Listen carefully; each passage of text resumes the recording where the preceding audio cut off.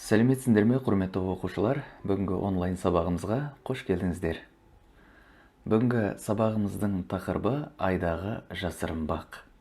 Сабағымыздың негізгі мақсаты автор өмірі мен ай туралы мәліметті білу, шығарманың сюжеттік желісін білу және идеясын білу. Демек, бүгінгі сабақта сендердің үйренетіндерің төмендегідей: оқиғалар желісін білесіңдер және негізгі идеясын табасыңдар. Біз сабақты бастамай тұрып, ең әуелі ай туралы қысқаша мәліметке тоқталайық. Ай түнгі аспандағы ең жарық нысан. Юпитер мен Сатурнның әрқайсысында 60-тан аса серік бар. Нептунның 13 серігі бар. Тіпті Марстың да 2 серігі бар. Бірақ біздің планетамыз Жердің бір ғана айы бар, және ол біздің ғарыштағы ең жақын көршіміз. Ай басқа планеталармен салыстырғанда жақын болғанымен, ол бәрібір өте алыс. Ол Жерден 384 мың километр қашықтықта. Бұл қашықтықты басып өту Жерді 9,5 рет айналып өткенмен бірдей. Ай Жерден әлде қайда кіші. Егер Жердің іші қуыс болса, оған 50 ай сыйып кетер еді. Жерден көп кіші болғандықтан, айдағы гравитация әлде қайда әлсіз. Демек, сен айда Жердегіден әлде қайда жеңіл болып, өз салмағының 6-дан 1-ін ғана тартар едің. Немесе, керек айға жетсе, Жердегі жолбарыстай салмаққа ие болар еді. Ай түнде жарқырап тұрғанымен, оның өз жарығы жоқ. Оның есесіне ай күн жарығын шағылдырады. Яғни, біздің Жерден көретініміз тастақ, шаңды ай бетінен шағылған жарық. Ал енді мәліметті тыңдап болсақ, автордың өмірімен таныс болайық. Бүгінгі авторымыз Жүніс Сахиев. Жүніс Сахиев 1950 жылы оңтүстік Қазақстан облысында дүниеге келген. Еліміздегі алғаш фантастикалық роман жазған жазушы. Бала күнінен жұлдыздарға ұшып баруды армандаған. Оның көптеген фантастикалық романдары жарық көрген. 2011 жылы халықаралық Байқоңыр сыйлығының лауреаты атанды. Әлі де ғылыми фантастика жайында жазуды жалғастырып жатыр. Міне, Жүніс Сахиев туралы қысқаша ақпаратқа ие болдық. Енді біздер Жүніс Сахиевтің айдағы жасырын бақ шығармасымен таныс боламыз. Шығарманы бастамай тұрып, ондағы тірек сөздермен танысып шығайық. Қиял, адамның қиялы, жазғы демалыс, ғарыш кемесі, ай, саяхат, көлеңке, жасырын бақ және табиғат. Бұл сөздердің барлығы бізге таныс және оңай сөздер. Осы тірек сөздер арқылы біз шығарманы шамамен болжауымызға болады. Ал енді шығарманы таныстырмай тұрып, мына оқиғалар желісін дәптерімізге жазып алайық. Жаңа оқу жылындағы алғашқы сабақ. Мергеннің айға барған сапарын әңгімелеуі, айдағы тіршіліктің суреттеуі, Сартайдың қорқынышы және жасырын бақ, елге оралу және әкенің ақылы.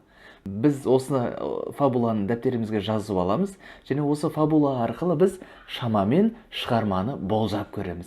Ал енді шығарманың өзімен таныс болыңыздар. Жаңа оқу жылының алғашқы қоңырауы.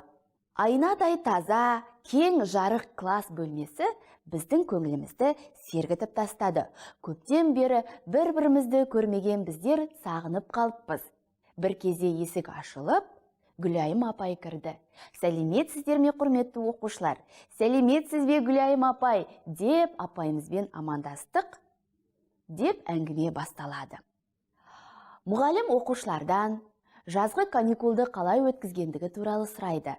Сол сәтте Жантемір есімді бала орнынан атып тұрып: апай, Мерген планетолог әкесімен бірге айға барып келді.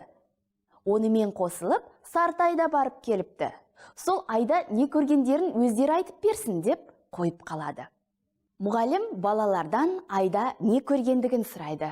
Сонда Сартай, біз айда жасырынбақ ойнадық дейді. Сонда сыныптағы оқушылар ду күледі. Ары қарай Мерген айда не көргендігін кеңірек айтып береді. Олар әкесімен бірге ғарыш кемесіне мініп, айға сапар шегеді.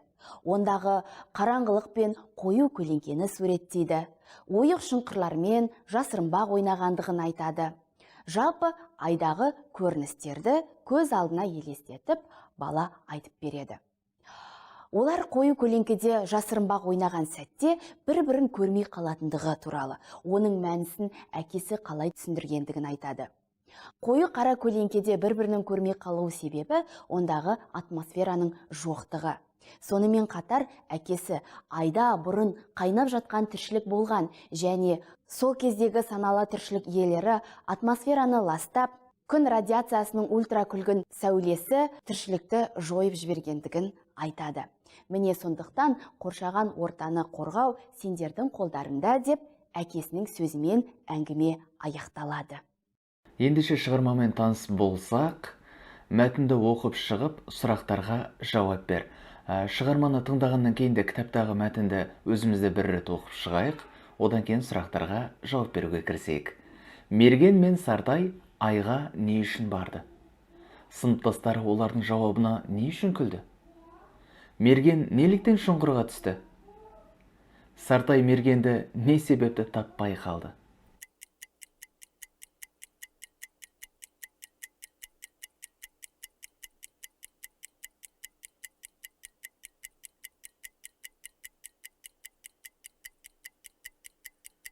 Жауабымызды дұрыс жауаппен сәйкестендіріп көрейік. Мерген мен Сартай айға не үшін барды? Әрине ол жерде айтылған, е? Мерген мен әкесі Сартай үшеуі бірге айды зерттеу үшін барды. Сыныптастар олардың жауабына әрине күліп жіберді. Олар айда не істедіңдер деген кезде айда жасырынбақ ойнадық деген сөзіне күліп жіберген еді. Мерген неліктен шұңқырға түсті? Әрине олар бір-бірімен жасырынбақ ойнау үшін шұңқырға түскен еді. Сартай Мергенді не себепті таппай қалды? Әрине оның көлеңкесінің жоқ болып кеткенінен Сартай қатты қорықты алғашқыда. Одан кейін Мергенді жоқ болып кетті ме деп ойлады. Өйткені қараңғы тұңғиықта олар адасып қалдым ба деген қорқыныш болды. Сондықтан да олар жасырынбақ кезінде бір-бірін таппай қалған еді. Міне жауабымыз осылай, қысқаша. Ал енді шығарманың сюжеттік желісіне келейік. Жалпы шығарманың оқиғаның басталуы, ол жерде оқу жылының басталуы, мұғалімнің сауалы және кейіпкердің әңгімесімен басталады. Ал оқиғаның дамуы айға орналасу, айдағы құбылыстар және тіршіліксіз өмір. Оқиғаның шиеленісі әрине айдағы жасырынбақ ойнау жайында. Оқиғаның шарықтау шегі әкенің әңгімесі. Ал оқиғаның шешімі қоршаған ортаны қорғау болды. Қысқаша осылай. Ал шығармадағы негізгі идея қандай? Ойланып көріңіздерші.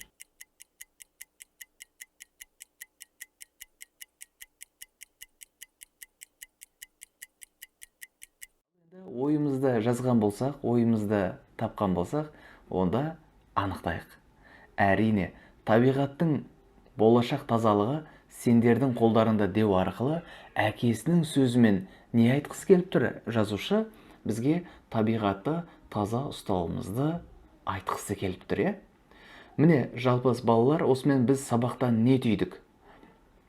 Біз айдағы жасырынбақ әңгімесімен таныстық. Енді сіздерге үй тапсырмасын берейік. Үйге тапсырма. Кітаптағы осы айдағы жасырынбақ әңгімесін оқып, мазмұнын айту. Мазмұнын видеоға түсіріп, менің жеке WhatsApp немесе Telegram нөміріме жіберіңіздер. Рахмет, бүгінгі сабағымыз осымен аяқталды. Сау болыңыздар.